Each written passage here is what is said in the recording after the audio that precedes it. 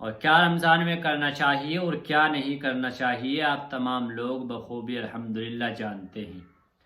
ہر مسلمان جانتا ہے، مسلمان بڑا ہو، بزرگ ہو، نوجوان ہو، تمام لوگ جانتے ہیں کہ رمضان کے مہینے میں کیا کرنا چاہیے اور کیا نہیں کرنا چاہیے۔ چونکہ اگر کسی بھی عام مسلمان سے معلوم کیا جائے کہ رمضان کا مہینہ شروع ہو رہا ہے تو رمضان کے مہینے میں کیا کرنا چاہیے، تو کوئی بھی کہے گا کہ عبادت کرنی چاہیے۔ تو عبادت کا نام آتا ہے وہ اس لیے چونکہ یہ سیزن ہے نیکی کمانے کا۔ رمضان کا مہینہ ایک سیزن ہے نیکی کمانے کا، چونکہ نیکی آپ کسی بھی مہینے میں کر سکتے ہیں۔ نماز کسی بھی مہینے میں پڑھیے ثواب ملے گا، روزہ کسی بھی مہینے میں رکھیے نفلی ثواب ملے گا، اور اسی طرح آپ صدقہ کسی بھی مہینے میں کریے ثواب ملے گا، اسی طرح آپ قرآن کسی بھی مہینے میں پڑھیے ثواب ملے گا۔ لیکن ایک کے 70 ملنا، ایک فرض اگر آپ رمضان میں ادا کرتے ہیں تو غیر رمضان کے 70 فرضوں کے برابر۔ نفل ادا کرتے ہیں تو اس کا بھی اجر بڑھا دیا جاتا ہے، آپ صدقہ دیتے ہیں اس کا بھی اجر بڑھا دیا جاتا ہے، آپ قرآن کی تلاوت کرتے ہیں اس کا بھی اجر بڑھا دیا جاتا ہے،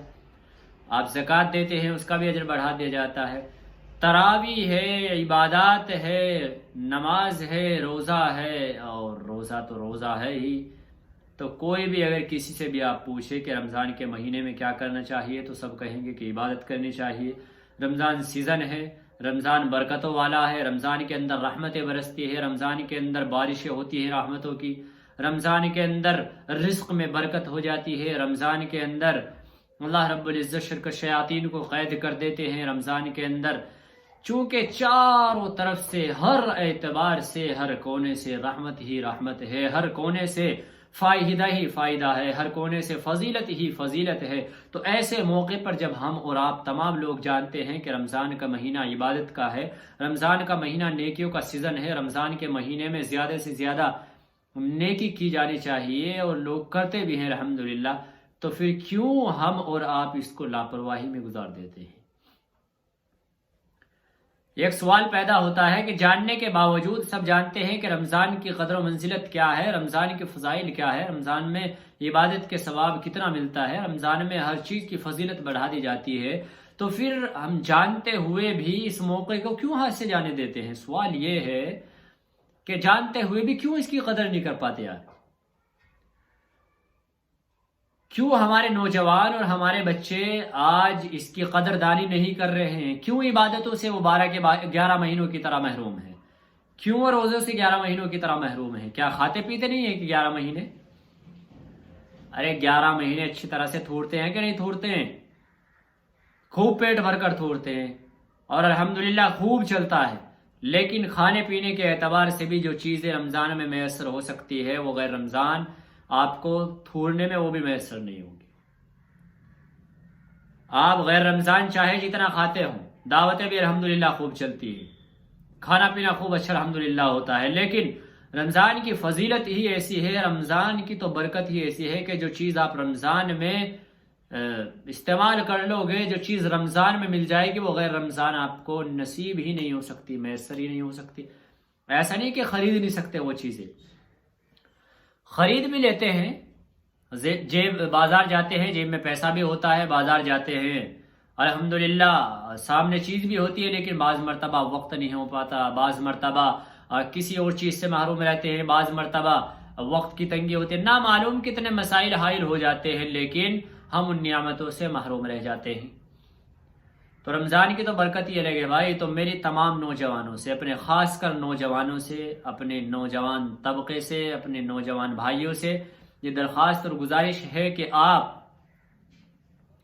اگر ایسے علاقے میں رہ رہے ہیں، کام کاروبار کے تعلق سے چونکہ ہمارے نوجوان باہر ہیں، اور جو نوجوان ہمارے بچے باہر ہیں اور وہ ایسے علاقے میں ہیں کہ نہ وہاں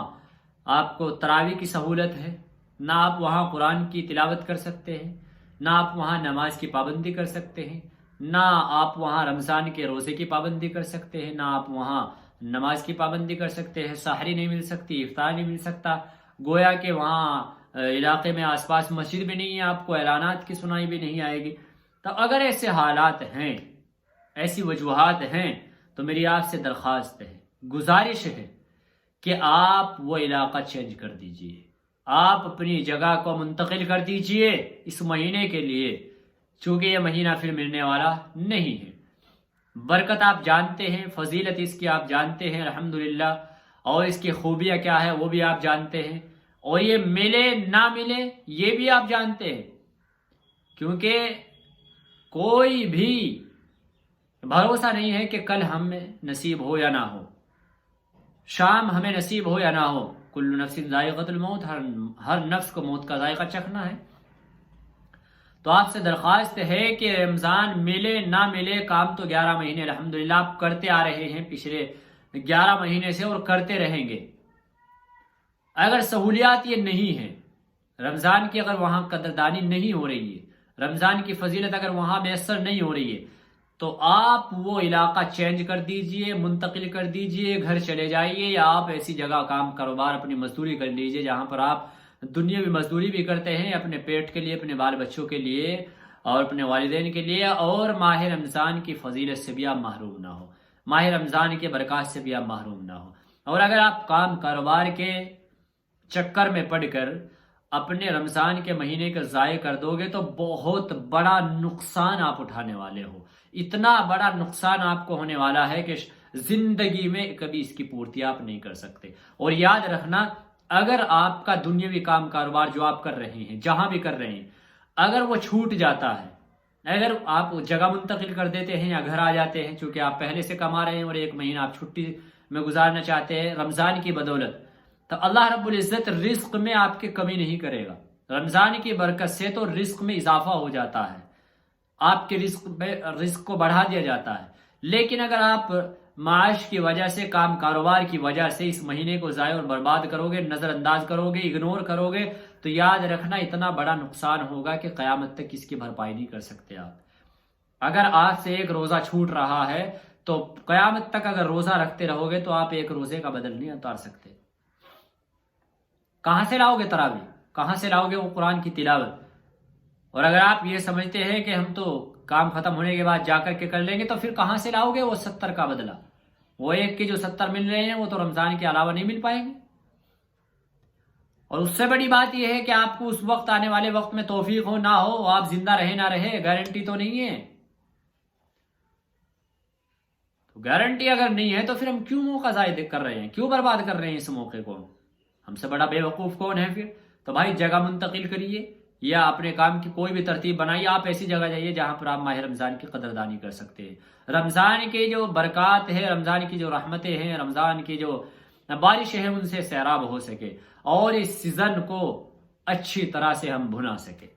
زیادہ سے زیادہ نیکی اس سیزن میں ہم کر سکے۔ ایسی جگہ کا ہمیں انتخاب کرنا ہے اور ایسی جگہ رہیے۔ اور جو گھروں میں لوگ ہیں جو الحمدللہ پہلے سے ہی گھروں میں ہیں، جمع ہوئے ہیں، تو ان کا تو کہنا ہی کیا ہے، ان کے تو پوچھنا ہی کیا ہے کہ اگر وہ گھر میں رہتے ہوئے، تمام تر سہولیات ہوتے ہوئے، تمام تر پریشانیوں سے دور ہوتے ہوئے بھی رمضان کی قدردانی نہیں کرتے اور رمضان کو 11 مہینوں کی طرح اسی طرح سے بے اوریانی میں گزار دیتے ہیں اور اسی طرح سے غفلت میں گزار دیتے ہیں، تو بہت بڑے خسارے میں ہیں، بڑے نقصان میں ہیں۔ معلوم نہیں کل یہ رمضان ملے گا نہیں ملے گا، تو اس لیے آپ سے درخواست اور گزارش یہی ہے کہ آپ باقاعدہ رمضان کی تیاری کریں اور رمضان کی قدردانی کریں۔ اللہ رب العزت مجھے بھی اور آپ کو بھی اس مہینے کی قدردانی کی توفیق عطا فرمائے۔ اللہ تعالی ہمارے اس مہینے کی برکت سے تمام تر پچھلے گناہوں کو معاف فرمائے۔ وما علینا الا البلاغ۔